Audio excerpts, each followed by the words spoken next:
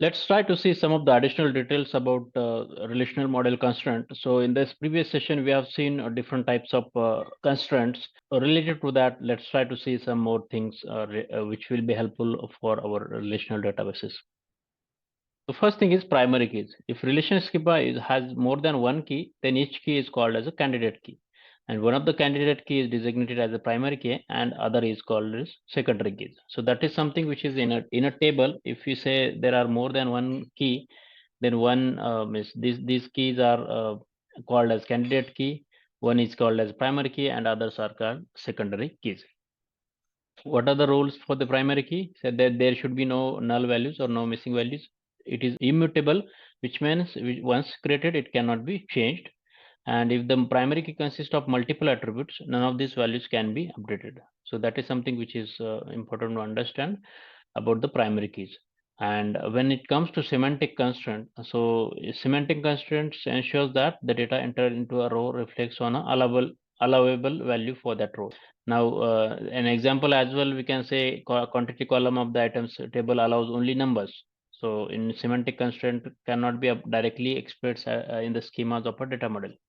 It is also called as application-based rules or business rules. Now, this was something which was related with the primary key and semantic constraint. Now, we do have this assignment where you can just try to see some of the questions where we do have this car and as a table, which is having serial number, model, manufacturer, and price columns.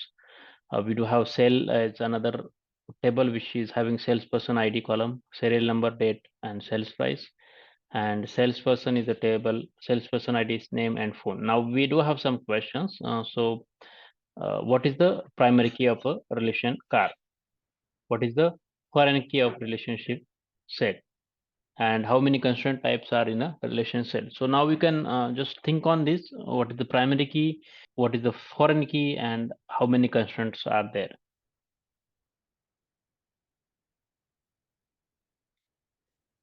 To get an answer for this, let's try to see. The first question was related to the primary key of the relation car, and that is nothing but a relation number. So you can see this is a relation number as the primary key.